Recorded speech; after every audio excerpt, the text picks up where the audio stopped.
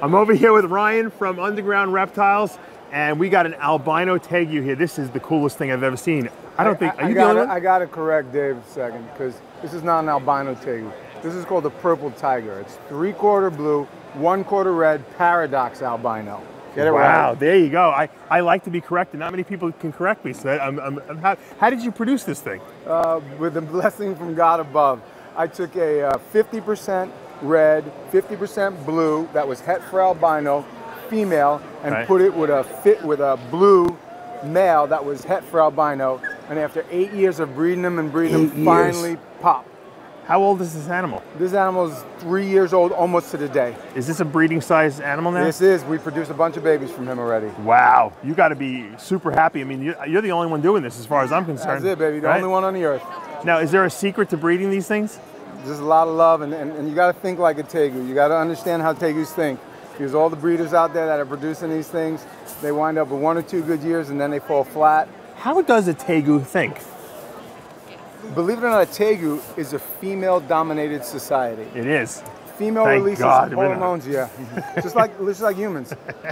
The female releases hormones called pheromones. Right. And it tells the male exactly what it wants. When it wants to breed, she releases a pheromone that says breed with me. Right. When she's pregnant, she releases another pheromone that says leave me alone. Right. And all through the steps, right up until they go into hibernation, that is when she releases all these pheromones that tell him what to do. So how do you know how to read these signals? Man, just 20 years of understanding what the females are thinking. Now I understand you breed a lot of your stuff outside. Almost all of my Tegus are outside breeding. Is that the trick? No, it's not. I know a lot of good people that breed a lot of good stuff inside. What's the matter? Now with this guy, you know, they almost look like blue-tongued skinks a little bit in the face. Obviously not the body. That's a pretty cool tongue. I guess the eyes are. Now, this is a very tame animal, obviously. Well, you see that beautiful young boy over there with the hat back? Yes. Bubba. It was raised in his room. This was raised in his room? Baby. Wow. And then about 1.5 years ago, he went outside. Look at this beauty. His first year, he was literally in his room. Do you think that they like to be outside better in your? I know the color comes out certainly a lot more. Really? Yeah. You think it's the real sunlight? Oh, that's exactly what it is.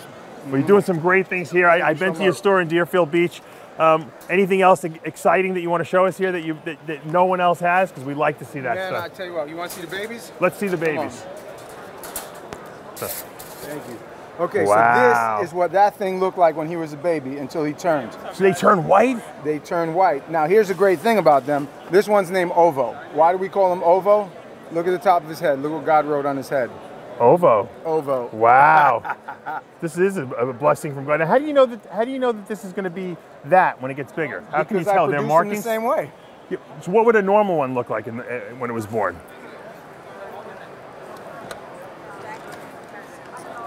That's a normal purple. Ah, okay. So it's a lot lighter. And what's the price difference between a normal like that with, say, compared to Ovo? That's $7,500. I got you. And that's $400. All right, that's a big difference. Now, Ovo, what does he eat at that size? Well, if you see, we keep as a dish in there. We keep a bowl of turkey mash in there, vitamin enriched. But he'll also eat crickets, mealworms, superworms, anything like that has a hard body shell. I like to feed him. But I always like to keep 3 or 4 times a week a dish of turkey in there to keep them fat so they don't bite each other. Can you not feed them live, or is it imperative that they get live food? I don't think the live is what's important, but the whole body is what's important. Like I like to feed them pinkies, so I'll take out a bunch of frozen pinkies and I'll put them in there, and they'll eat them. What does this guy eat? He's eating rats, almost exclusively medium rats. Wow. Sometimes I'll throw him some fruits, he'll nibble on it here and there, but most of the time he's not. They're carnivorous. Yeah, they are carnivorous. Amazing animals. Thank you so much. Thank you so much. My pleasure. My pleasure. Awesome.